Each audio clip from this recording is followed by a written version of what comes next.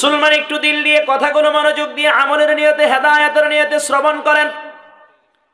আল্লাহ পাক রব্বুল আলামিন আপনাকে আমাকে এত দামি নবীর উম্মত বানাইছেন, যেই নবীর উম্মত হওয়ার জন্য অন্যান্য নবীরা পর্যন্ত আল্লাহ পাক রব্বুল আলামিনের কাছে দরখাস্ত করেছিলেন, কিন্তু আল্লাহ পাক রব্বুল আলামিন নবীদের দরখাস্ত কবুল করেন নাই।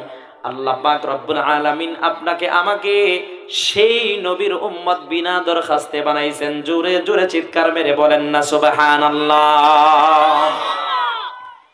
আল্লাহ পাক রব্বুল আলামিন আপনাকে আমাকে কেমন দামি নবীর উম্মত বানাইলেন।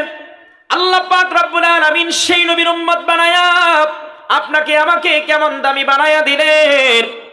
হাদিসের কিতাবের ভিতরে পাওয়া যায়, কোরআনে কারীমের ভিতরে আসছে, আল্লাহ পাক রব্বুল আলামিন কিয়ামতের মুসিবতের দিনে শেষ নবীর উম্মতদেরকে অন্যান্য নবীদের উম্মতদের জন্য সাক্ষী বানায়া দিবেন। সুবহানাল্লাহ বলেন।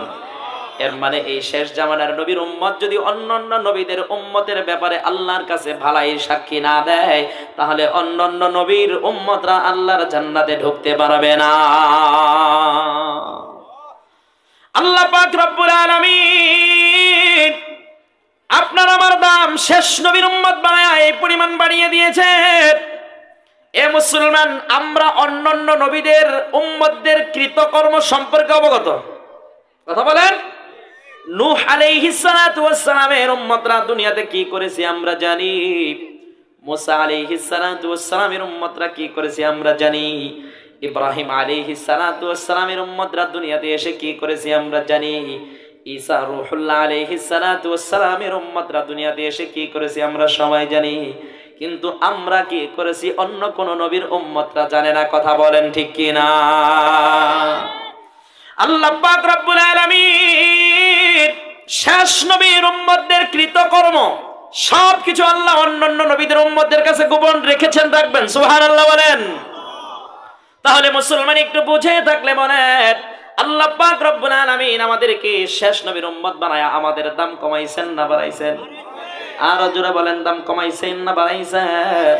আল্লাহ পাক রব্বুল আলামিন কোরআনে কারীমের ভিতরে বলেছেন, কুনতুম খায়রা উম্মাতিন উখরিজাত লিন-নাস।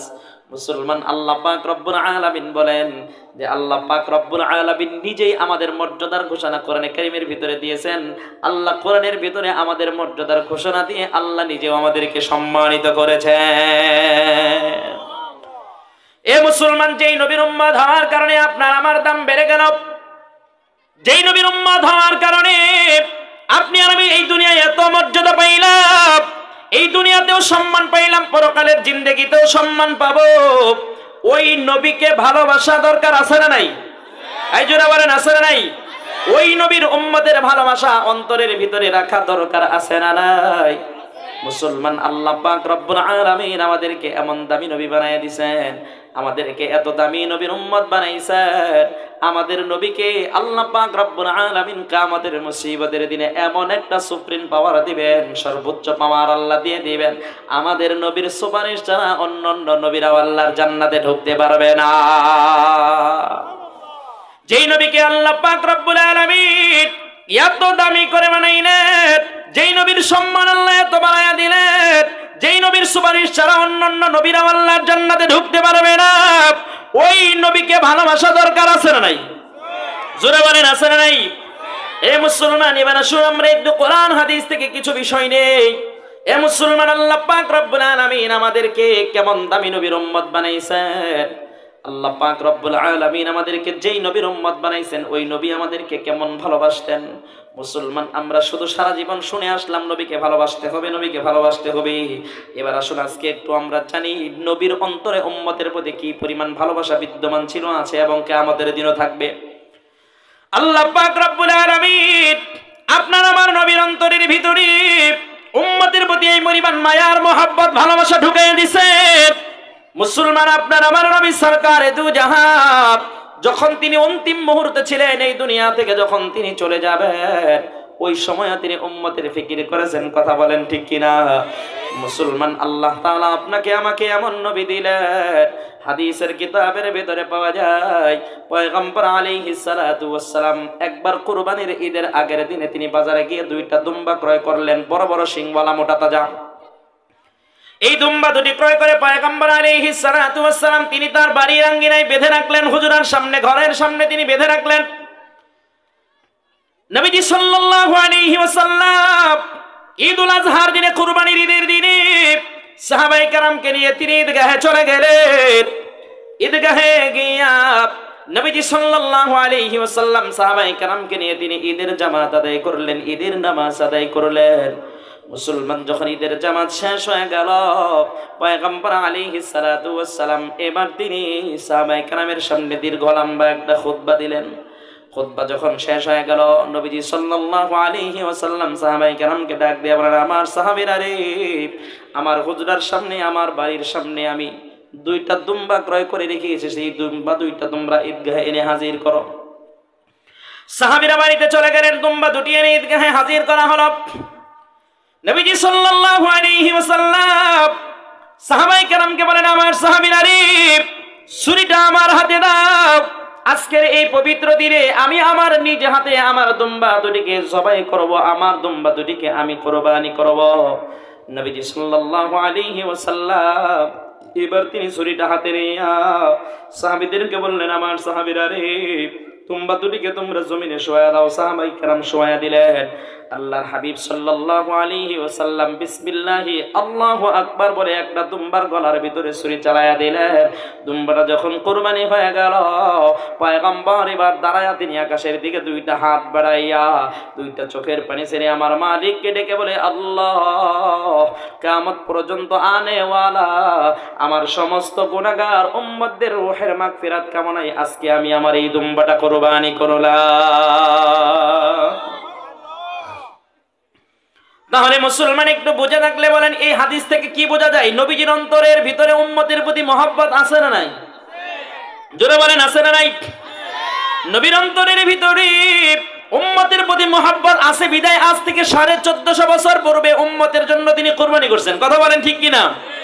এ মুসলমান, কেমনে আপনাদেরকে আমি বুঝাই, নবীজি সাল্লাল্লাহু আলাইহি ওয়াসাল্লাম উম্মতকে তিনি কি পরিমাণ ভালোবাসতেন। কিতাবের ভিতরে পাওয়া যায় নবীজি সাল্লাল্লাহু আলাইহি ওয়াসাল্লাম একদিন তিনি মসজিদে নববীর ভিতরে বসা, এমন সময় আল্লাহ পাক রব্বুল আলামিন হযরত জিবরাইল আলাইহিস সালাতু ওয়াস সালামকে নবীজির কাছে পাঠিয়ে দিলেন। আল্লাহ পাক রব্বুল আলামিন জিবরাইলকে বলেন, জিবরাইল যাও, জলদি করে যাও, আমার বন্ধুর মনটা ভারাক্রান্ত, আমার বন্ধুর হৃদয়ের ভিতরে একটু ব্যথা, আমার বন্ধুর হৃদয়ের ব্যথাটা একটু তুমি দূর করে দিয়ে আসো। সুবহানাল্লাহ বলেন। হযরত জিবরাইল বলেন, মালিক আল্লাহ, কি সুসংবাদ দিয়ে আপনার বন্ধুর মনের কষ্ট গুরু, দুঃখ গুরু, বেদনা গুরু আমি দূর করে দিব, একটু আমারে জানায়া দেন। আমার আল্লাহ বলেন, জিবরাইল জলদি করে যাও, আমার বন্ধুরে জানায়া দাও, আমার বন্ধুর 70,000 উম্মতকে আমি আল্লাহ বিনা হিসাবে আমার জান্নাতে ঢোকার পারমিশন দিব। হযরত জিবরাইল আলাইহিস সালাতু ওয়াস সালাম সাথে সাথে তিনি পয়গম্বরের কাছে চলে আসলেন। পয়গম্বরকে এসে বলেন, পয়গম্বর, আপনার হাবিব, আপনার বন্ধু আপনার জন্য একটা সুসংবাদ পাঠাইছেন। নবীজি সাল্লাল্লাহু আলাইহি ওয়াসাল্লাম বলেন, জিবরাইল কি সুসংবাদ আমারে জানাও। জিবরাইল বলেন, পয়গম্বর, আপনার হাবিব আপনারে সুসংবাদ দিয়েছেন, আপনার উম্মতের 70,000 মানুষেরা বিনা হিসাবে আল্লাহর জান্নাতে ঢুকবে। সুবহানাল্লাহ বলেন। নবীজি সাল্লাল্লাহু আলাইহি ওয়াসাল্লাম এই সুসংবাদটা শোনার পরে তিনি অতটা খুশি হইলেন না। নবীজি বললেন, ঠিক আছে, আলহামদুলিল্লাহ, আমার মালিক, আমার বন্ধু আমার 70,000 উম্মতকে বিনা হিসাবে জান্নাত দিবে, এটা নিশ্চিত সুসংবাদ, কোনো সন্দেহ নাই। তবে আমার সাহাবী সুআলক্ষ 70,000 যদি জান্নাতে যায়, বিনা হিসাবে যদি জান্নাতে যায়, তাহলে আমার বাকি উম্মতদের অবস্থা কি হবে? জিবরাইল আলাইহিস সালাতু ওয়াস সালাম বলেন, পয়গম্বর একটু ওয়েট করেন, আমি আবার আপনার বন্ধুর কাছে যাই, দেখি সিদ্ধান্তটা পরিবর্তন করে কিনা। সুবহানাল্লাহ। হযরত জিবরাইল আলাইহিস সালাতু ওয়াস সালাম তিনি মালিকের কাছে চলে গেলেন। মালিককে গিয়ে বলেন, মালিক, আপনি আপনার বন্ধুরে যে সুসংবাদ দিয়েছেন, আপনার বন্ধু আপনার সুসংবাদ শুনে তিনি অসন্তুষ্ট হন নাই, কিন্তু আমি আপনার বন্ধুর চেহারার দিকে তাকায় দেখলাম তিনি খুশিও হতে পারেন নাই। সুবহানাল্লাহ বলেন। আমার আল্লাহ জিবরাইলকে ডাক দিয়া বলে, আরে জিবরাইল, কথা ঠিক আছে, আমি আল্লাহ যেই সিদ্ধান্ত দিই আমার সিদ্ধান্ত পরিবর্তন হবার নয়। আমি আল্লাহ যেই সিদ্ধান্ত দিয়েছি এই সিদ্ধান্ত আমি আল্লাহ পরিবর্তনও করতে পারবো না, কিন্তু আবার আমি আমার বন্ধুর মনে কষ্ট থাক এটাও আমি চাই না, আমার বন্ধুর মনেও আমি কষ্ট দিতে পারবো না। সুবহানাল্লাহ বলেন। আমার আল্লাহ বলেন, জিবরাইল জলদি করে যাও, আমার বন্ধুরে সুসংবাদটা জানাইয়া দাও। আমি আল্লাহ আগে যেই 70,000 বিনা হিসাবে জান্নাতি ঘোষণা করেছিলাম, ওই 70,000-এর এক একজন 70,000 করে নিয়ে আমার জান্নাতে বিনা হিসাবে ঢুকবে। আর একটু আসতে বলেন সুবহানাল্লাহ। আরে সুবহানাল্লাহ পকেটে রেখে দেন, বাড়িতে যায় ছেড়ে দিবেন। জোরে চিৎকার মেরে বলেন না সুবহানাল্লাহ। এ মুসলমান, এবার একটু বুঝে থাকলে বলেন, পয়গম্বরের অন্তরের ভিতরে উম্মতের প্রতি মায়া মোহাব্বত ভালোবাসা কম ছিল না বেশি ছিল? মুসলমান শুধু তাই নাই, আপনাদেরকে আমি কেমনে বুঝাই, কথাগুলো একটু দিল দিয়ে মনোযোগ দিয়ে হেদায়েতের নিয়তে শুনেন। নবীজি সাল্লাল্লাহু আলাইহি ওয়াসাল্লাম উম্মতের জন্য তিনি কি পরিমাণ কান্ডারি ছিলেন, উম্মতের জন্য তিনি কি পরিমাণ কষ্ট করেছেন, উম্মতের মায়ায়, উম্মতের মহব্বতে, উম্মতের ভালোবাসায় তিনি এই দুনিয়ার কি পরিমাণ জুলুম নির্যাতন সহ্য করেছেন, একটু দিল দিয়ে কথাগুলো শুনবেন, তাহলেই সবকিছু বুঝতে পারবেন। কোরআনের ভিতরে আসছে, আল্লাহ পাক রব্বুল আলামিন কোরআনের ভিতরে বলেন, রব্বি ইন্নাহুন্না আযালালনা কাসীরাম মিনান নাসি ফামান তাবিআনি ফাইন্নাহু মিন্নী ওয়া মান আসানি ফাইন্নাকা গফুরুর রহিম।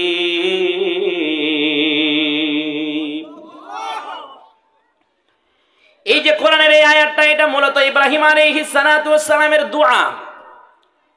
হযরত ইব্রাহিম আলাইহিস সালাতু ওয়াস সালাম একবার তিনি আল্লাহ পাক রব্বুল আলামিনের কাছে দোয়া করতেছিলেন, আল্লাহ আমার উম্মতের অধিকাংশদেরকে মূর্তিরা গোমরাহ করে ফেলছে, পথভ্রষ্ট করে ফেলছে।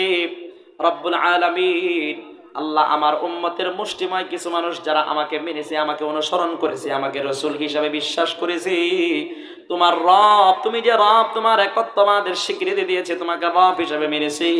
রব্বুল আলামিন আমার এই উম্মতগুলো তো কিয়ামতের দিন আমার দলভুক্ত হবে, কিন্তু আমার উম্মতের যারা গোমরাহ হয়ে গেল, যারা ভ্রষ্ট হয়ে গেল, আল্লাহ যারা হেদায়েতের পথ গ্রহণ করলো না, তোমাকে চিনলো না, তোমাকে মানলো না, রব্বুল আলামিন আল্লাহ আমার এই উম্মতদের অবস্থা কি হবে? আল্লাহ তুমি বড় দয়াবান, তুমি বড় দয়াশীল, তুমি বড় মায়াশীল। আয় আল্লাহ তুমি গফফার, তুমি গফুর, তোমার চাইতে বড় দয়ার আধার আর কেউ নাই, তোমার চাইতে বড় মহব্বত করে নেওয়ালা, ভালোবাসনেওয়ালা আর কেউ নাই। মালিক আল্লাহ, তোমার রহমান নামের উসিলায় তুমি আমার এই উম্মতদেরকে মাফ করে দিও। আল্লাহ তুমি এদেরকে হেদায়েতের মালা পড়াইয়া দিও। পয়গম্বর ইব্রাহিম আলাইহিস সালাতু ওয়াস সালাম এই দোয়াটা বলে বলে আল্লাহর কাছে দোয়া করতেছিলেন। আমার আল্লাহর কাছে এই দোয়াটা এত পছন্দনীয় হয়েছে রে মুসলমান, আল্লাহ পাক রব্বুল আলামিন ইব্রাহিম আলাইহিস সালাতু ওয়াস সালামের এই দোয়াটা কোরআনের ভিতরে নাজিল করে আপনার আমার নবীকে দিয়েছেন। জোরে বলেন সুবহানাল্লাহ। নবীজি সাল্লাল্লাহু আলাইহি ওয়াসাল্লাম একদিন গভীর রজনীতে হযরত আয়েশা সিদ্দিকা রাদিয়াল্লাহু তাআলা আনহার ঘর থেকে তিনি উঠে গেলেন, পবিত্রতা অর্জন করে তিনি মসজিদে নববীর ভিতরে চলে গেলেন। মসজিদে নববীর ভিতরে ঢুকে পয়গম্বর আলাইহিস সালাতু ওয়াস সালাম সালাত আদায় করলেন, নামাজ আদায় করলেন। পয়গম্বর আলাইহিস সালাতু ওয়াস সালাম এবার নামাজ আদায় করে এই গভীর রজনীতে রাতের অন্ধকারে পয়গম্বর আলাইহিস সালাতু ওয়াস সালাম আকাশের দিকে দুইটা হাত বাড়ায়া দিয়া দুইটা চোখের পানি ছেড়ে কান্না করে আর বলে, আল্লাহ আমার উম্মতের যারা আমাকে অনুসরণ করেছে এরা তো আমি নবীর সাথে কিয়ামতের দিন জান্নাতে ঢুকবে, কিন্তু আমার যেই উম্মতগুলো আমারে মানলো না, আমারে চিনলো না, তোমার রব তোমাকে রব হিসেবে মানলো না, তোমার একত্ববাদের স্বীকৃতি দিল না, রব্বুল আলামিন আল্লাহ আমার এই উম্মতদের অবস্থা কি হবে? আল্লাহ তুমি তাদেরকে ক্ষমা করে করে দিও, আল্লাহ তুমি তাদেরকে মাফ করে দিও। পয়গম্বর এইভাবে মসজিদে নববীর ভিতরে দাঁড়ায়া দাঁড়ায়া আকাশের দিকে দুইটা হাত বাড়ায়া দুইটা চোখের পানি ছেড়ে কান্না করতেছিলেন। আল্লাহ পাক রব্বুল আলামিন হযরত জিবরাইলকে বলেন, জিবরাইল যাও, জলদি করে যাও, আমার বন্ধু কেন কান্না করে, আমার বন্ধুর কান্নার কারণটা জেনে আসো। আমার বন্ধুর চোখ দিয়ে পানি ঝরবে আর আমি এটা সহ্য করব, এটা হতে পারে না। জিবরাইল তুমি একটু জলদি করে যাও, আমার বন্ধুর কান্নার কারণটা একটু শুনে আসো। জিবরাইল আলাইহিস সালাতু ওয়াস সালাম সাথে সাথে তিনি আপনার আমার নবী সরকার দু জাহার কাছে চলে আসলেন। এসে বলেন, পয়গম্বর আপনার হাবিব আপনার বন্ধু আমাকে আপনার কাছে পাঠাইছে, আপনি কেন কান্না করেন, আপনার কান্নার কারণ কি আপনার মালিক জানতে চান। পয়গম্বর আলাইহিস সালাতু ওয়াস সালাম জিবরাইল আলাইহিস সালাতু ওয়াস সালামকে ডেকে বলে, জিবরাইল আমি দুনিয়ার কোনো উদ্দেশ্যে কান্না করি না, আমার নিজের জন্যও কান্না করি না, আমার পরিবারস্থ আমার পরিবারের লোকজন সদস্য যারা আছে তাদের জন্য আমি কান্না করি না, এই দুনিয়ার মোহে পড়ে দুনিয়ার ভালোবাসায় পড়ে আমি কান্না করি না। জিবরাইল রে আমি কান্না করি আমার গুনাহগার উম্মতদের জন্য, আমার গুনাহগার উম্মতরা কিভাবে মাপ পাবে, কিভাবে ক্ষমা পাবে, এই চিন্তায় এই ফিকিরে আমি কান্না করি, অন্য কোনো উদ্দেশ্যে আমি কান্না করি না। আমার গুনাহগার উম্মতরা কিভাবে মাপ পাবে, আমার গুনাহগার উম্মতরা কিয়ামতের দিন কিভাবে জান্নাত থেকে জাহান্নাম থেকে মুক্তি লাভ করে জান্নাত লাভ করতে পারে, এই উদ্দেশ্যে আমি কান্না করি। জিবরাইল বলেন, পয়গম্বর আপনি একটু ওয়েট করেন, আমি আপনার বন্ধুর কাছে যাই, দেখি আপনার বন্ধু এ ব্যাপারে কি সিদ্ধান্ত দেয়। জিবরাইল আলাইহিস সালাতু ওয়াস সালাম সাথে সাথে তিনি মালিকের কাছে চলে গেলেন। আমার আল্লাহকে গিয়ে বলেন, মালিক আল্লাহ আপনার হাবিব তিনি দুনিয়ার কোনো উদ্দেশ্যে কান্না করেন না, আপনার হাবিব তিনি তার গুনাহগার উম্মতদের জন্য কান্না করেন, তার গুনাহগার উম্মতরা কিভাবে মাপ পাবে এই ফিকিরে এই চিন্তায় তিনি কান্না করেন। এ মুসলমান, আল্লাহ পাক রব্বুল আলামিনের কাছে যখন জিবরাইল এই কথাটা বললেন, আমার আল্লাহ বলেন, জিবরাইল জলদি করে যাও, আমার বন্ধুরে সুসংবাদটা জানাইয়া দাও, আমার বন্ধুর চোখের পানি আমি সহ্য করতে পারি না, আমার বন্ধু যখন তার গুনাহগার উম্মতদের জন্য কান্না শুরু করছে, তার চোখ দিয়ে পানি বের হয়ে নাকের ডগায় আসার আগে আমি আমার বন্ধুর দোয়া কবুল করেছি এবং অবশ্যই অবশ্যই আমি আমার বন্ধুকে সন্তুষ্ট করব। এর মানে হচ্ছে আমি আমার বন্ধুর গুনাহগার উম্মতদেরকে ক্ষমা করে দিব। তাহলে মুসলমান একটু বুঝে থাকলে বলেন, পয়গম্বরের অন্তরের ভিতরে উম্মতের প্রতি ভালোবাসা মহব্বত কম ছিল না বেশি ছিল? আরো জোরে বলেন, কম ছিল না বেশি ছিল? মুসলমান একটু দিল দিয়ে কথাগুলো শুনেন। হাদিসের কিতাবের ভিতরে পাওয়া যায় নবীজি সাল্লাল্লাহু আলাইহি ওয়াসাল্লাম উম্মতকে তিনি কি পরিমাণ মহব্বত করেন আর ভালোবাসেন। কিতাবের ভিতরে পাওয়া যায় আল্লাহর নবীর একজন খাদেম ছিল যার নাম ছিল আনাস। হযরত আনাস রাদিয়াল্লাহু তাআলা আনহু যখন তিনি ছোট ছিলেন, যখন তিনি শিশু ছিলেন, ওই সময় হযরত আনাস রাদিয়াল্লাহু তাআলা আনহুর মা আনাসকে নবীজি সাল্লাল্লাহু আলাইহি ওয়াসাল্লামের খেদমতের জন্য ওয়াকফ করে দিয়েছিলেন। সুবহানাল্লাহ বলেন। হযরত আনাসের মা পয়গম্বরকে বলেছিলেন, পয়গম্বর এই আমার কলিজার টুকরা সন্তান আনাস, তাকে আমি আপনার খেদমতের জন্য ওয়াকফ করে দিলাম। সুবহানাল্লাহ। মুসলমান, হযরত আনাস বলেন, আমি পয়গম্বরের 10 বছরের বেশি খেদমত করেছি। এই 10 বছরের ভিতরে পয়গম্বরের যে আমি সেবা করেছি, জীবনে কোনোদিন পয়গম্বর আমাকে কোনোদিন ধমক দেন নাই। সুবহানাল্লাহ। মুসলমান, আজকে আমাদের মাঝে আপনাদের মাঝে শ্রমিকরা কাজ করে, আছে না নাই? 2 দিন কাজ করে, 3য় দিন আর শ্রমিক কাজ করতে চায় না, আছে না? মানে মালিকের রূঢ় আচরণের কারণে, খারাপ আচরণের কারণে শ্রমিক মালিককে ছেড়ে দিতে বাধ্য হয়, আছে না নাই? আমাদের দেশে এমন নজির আছে শ্রমিক মালিকের বিরুদ্ধে মামলা করে, কথা কন, আছে না নাই? এই শ্রমিকদের এই হাদিসটা পড়া দরকার, হাদিসটা জানা দরকার, এগুলোর উপরে আমল করা দরকার মালিকের। হযরত আনাস বলেন, আমি পয়গম্বরের 10 বছরের বেশি খেদমত করলাম। এই খেদমতের জীবনে পয়গম্বর জীবনে আমাকে কোনোদিন এই কথা বললেন না, আনাস তুমি কেন এটা করলা? কোনোদিন এই কথাও বলেন নাই, আনাস তুমি কেন এটা করলা না। কোনোদিনই আমার বেলায় পয়গম্বর কেন শব্দ উচ্চারণ করে নাই। মুসলমান, হযরত আনাস বলেন, আমি পয়গম্বরের 10 বছরের বেশি খেদমত করেছি। এই 10 বছরের ভিতরে আমি পয়গম্বরের কাছে জীবনে কোনোদিন কোনো বিষয় নিয়ে আমি বাইনা ধরি নাই। জীবনে কোনোদিন আমি পয়গম্বরের কাছে কোনো জিনিস চাই নাই। একদিন আমি পয়গম্বরের কাছে গেলাম, পয়গম্বরকে গিয়ে বললাম, পয়গম্বর, আমি আজকে আপনার কাছে একটা জিনিস চাইব, আপনি আমারে সেই জিনিসটা দিবেন নি? মুসলমান কিতাবের ভিতরে পাওয়া যায় হযরত আনাস রাদিয়াল্লাহু তাআলা আনহু যখন পয়গম্বরকে কথা বলেছিলেন, পয়গম্বর বললেন, হ্যাঁ আনাস, তুমি যা চাইবা আমি তাই দিব। সুবহানাল্লাহ বলেন। হযরত আনাস বলেন, পয়গম্বর, আইয়াশফারি ইয়াউমাল কিয়ামা, ও পয়গম্বর, আমি আপনার কাছে দুনিয়ার কোনো কিছু চাই না, কিয়ামতের মুসিবতের দিনে আপনি আমার একটু সুপারিশ করে জান্নাতে নিয়ে যাবেন, এটাই আমি আপনার কাছে চাই। হযরত আনাস যখন পয়গম্বরের কাছে এইভাবে বললেন, পয়গম্বর বলেন, আনাস, ফাকালা আনা ফাআল, আনাস, তুমি যা চাইছো তাই হবে, কিয়ামতের দিন আমি তোমার জন্য সুপারিশ করব। সুবহানাল্লাহ বলেন। হযরত আনাস রাদিয়াল্লাহু তাআলা আনহু তিনি তীক্ষ্ণ মেধার অধিকারী ছিলেন। আনাস রাদিয়াল্লাহু তাআলা আনহুর বুদ্ধি অনেক বেশি ছিল। হযরত আনাস রাদিয়াল্লাহু তাআলা আনহু এবার পয়গম্বরকে আমার আদবের সাথে জিজ্ঞেস করলেন, ফাআইনা আতরুবুকা ইয়া রাসূলুল্লাহ, ও পয়গম্বর, আপনি আমাকে কিয়ামতের দিন সুপারিশ করবেন, আপনার সাথে তো আমার একটা সাক্ষাৎ ঘটার দরকার। কিয়ামতের দিন যদি আপনার সাথে আমার সাক্ষাৎ না হয় আপনি কেমনে সুপারিশ করবেন? ও পয়গম্বর, আমি একটু জানতে চাই, কিয়ামতের দিন আপনারা কোথায় গিয়ে খুঁজে পাবো? আল্লাহর হাবিব হযরত আনাসকে বলেন, আনাস, উতলুবনি আউওয়ালা মা তাতলুবনি আলাস সিরাত, আনাস, কিয়ামতের মুসিবতের দিনে সর্বপ্রথম তুমি আমার পুলসিরাতের পুলের কাছে গিয়ে আমারে খুঁজবা। পুলসিরাতের পুলের কাছে গিয়ে খুঁজলেই তুমি আমারে পেয়ে যাবা। সুবহানাল্লাহ বলেন।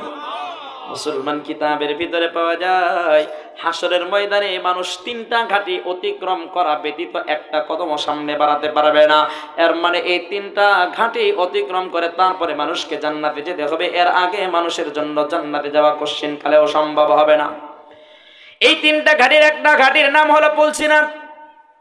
কিতাবের ভিতরে পাওয়া যায় পুলসিরাতটা দুই রকম হবে। যারা নেককার, এই নেককার মানুষদের জন্য একরকম হবে, আবার যারা গুনাহগার, এই গুনাহগারদের জন্য আরেক রকম হবে। যারা নেককার, এই নেককারদের জন্য আল্লাহ পাক রব্বুল আলামিন পুলসিরাতের রাস্তাটাকে প্রশস্ত বানায়া দিবেন। আল্লাহ পাক রব্বুল আলামিন তাদের জন্য পুলসিরাতের দুই সাইডে আল্লাহ তাআলা লাইটিং এর ব্যবস্থা করে দিবেন। এই নেককার মানুষগুলো কিয়ামতের মুসিবতের দিনে তারা এই পুলসিরাতের পুলটা চোখের পলকের ভিতরে পার হয়ে আল্লাহর জান্নাতে ঢুকে যাবে। এই দুনিয়া থেকে যারা নেক আমল নিয়ে আমলে সালেহ করে পয়গম্বরের অনুসরণ করে আল্লাহ পাক রব্বুল আলামিনের যত বিধান আছে সবগুলো বিধান মেনে যারা ইন্তেকাল করবে, কিয়ামতের মুসিবতের দিনে আল্লাহ পাক রব্বুল আলামিন তাদেরকে দ্রুত গতিতে পুলসিরাতের পুলটা পার করায়া দিবেন। মুসলমান কিতাবের ভিতরে পাওয়া যায় নেককারদের ভিতরে বিভিন্ন কোয়ালিটি থাকবে। প্রথম কোয়ালিটিতে যারা, তারা প্রথমেই চোখের দ্রুত গতিতে মানে চোখের পলকে পার হয়ে যাবে। আর যারা দ্বিতীয় কোয়ালিটি, আল্লাহ পাক রব্বুল আলামিন তাদেরকেও খুব দ্রুত গতিতে পার করাইয়া দিবেন। হাদিসের কিতাবের ভিতরে পাওয়া যায় আরবের যে তৎকালীন জামানায় যুদ্ধ করার জন্য দ্রুতগামী তেজি ঘোড়া ছিল, এই আরবের দ্রুতগামী তেজি ঘোড়াগুলো যত দ্রুত গতিতে দৌড়াইত, মুসলমান কিয়ামতের দিন এক শ্রেণীর নেককার মানুষরা তত দ্রুত গতিতে আল্লাহ পাক রব্বুল আলামিনের পুলসিরাতটা পার হয়ে আল্লাহর জান্নাতে ঢুকবে। কিয়ামতের দিন কেউ কেউ দৌড়ায়া পুলসিরাতের পুলটা পার হবে, আর কেউ কেউ হেঁটে হেঁটে পার হবে, কেউ কেউ হামাগুড়ি দিয়ে পার হবে। কিন্তু যারা গুনাহগার, এই দুনিয়া থেকে যারা গুনাহ নিয়ে কবরে যাবে, এই মানুষগুলো পুলসিরাতের পুলটা পার হইতে পারবে না। এদের জন্য পুলসিরাতের পুলটা চুলের চেয়েতেও চিকন, ধারালো অস্ত্রের চেয়েতেও বেশি ধারালো হবে। পুলসিরাতের পুলটা তাদের জন্য অন্ধকারাচ্ছন্ন হবে। নবীজি সাল্লাল্লাহু আলাইহি ওয়াসাল্লাম বলেন, পুলসিরাতের পুলের দুই সাইডে এইভাবে আগুনের লোহার করা থাকবে। এই গুনাহগার বান্দারা যখন এই পুল সিরাতের পুল পার হওয়ার জন্য যখন পুলের উপরে আরোহণ করবে, এই লোহার কড়াগুলো এই বদকার মানুষগুলোকে ধরে ফেলবে এবং এই লোহার কড়াগুলো যখন তাদেরকে আটকায় ফেলবে, এই মানুষগুলো তখন পুল সিরাতের পুলের মাধ্যমে টুকরা টুকরা হইয়া আল্লাহর জাহান্নামে নিক্ষিপ্ত হবে। মুসলমান এখনো দুনিয়ায় সময় আছে, একটু সাবধান হয়ে যান। আমরা শুধু ওয়াজ করে শোনালাম, আপনারা শুধু ওয়াজ শুনলেন না, দিলটাকে একটু আল্লাহর দিকে মাইলান করে দেন। দিলটাকে একটু খুলে দিয়া কথাগুলো একটু দিল দিয়ে শোনেন, দিলের কান দিয়ে শোনেন। কিয়ামতের অবস্থা কিন্তু বড় ভয়াবহ অবস্থা হবে। আল্লাহ পাক রব্বুল আলামিন কোরআনের ভিতরে বলেছেন, ওয়া খাশাতিল আসওয়াতু লিররহমানি ফালা তাসমাউ ইল্লা হামসা। কিয়ামতের সেই মুসিবতের দিনে, হাসরের ময়দানে মানুষ আল্লাহ পাক রব্বুল আলামিনের সামনে কোনো কথা বলতে পারবে না। আল্লাহ পাক রব্বুল আলামিনের সামনে মানুষের জবানটা বন্ধ হয়ে যাবে। আল্লাহ পাক রব্বুল আলামিন যখন মানুষকে ডাকবেন বিচারের জন্য, মানুষ তখন স্তম্ভিত হয়ে যাবে, মানুষের জবান বন্ধ হয়ে যাবে। আল্লাহর কোরআন বলে ইল্লা হামসা, হাসরের ময়দানে কোনো আওয়াজ থাকবে না। হাসরের ময়দানে শুধু ফিসফিস একটা আওয়াজ। তাফসীরের কিতাবের ভিতরে পাওয়া যায় এই ফিসফিস আওয়াজটা কেমন আওয়াজ। নবীজি সাল্লাল্লাহু আলাইহি ওয়াসাল্লাম বলেছেন যে হাসরের ময়দানে সবগুলো মানুষের মুখে শুধু একটা শব্দই উচ্চারিত হবে, আল্লাহুম্মা সাল্লিমনি, আল্লাহুম্মা সাল্লিমনি। আল্লাহ তুমি আমারে মাফ করে দাও, আল্লাহ তুমি আমারে ক্ষমা করে দাও। এই শব্দটাই শুধু মানুষের মুখে উচ্চারিত হবে, আর কোনো শব্দ মানুষের মুখে থাকবে না। এরপরেও মানুষ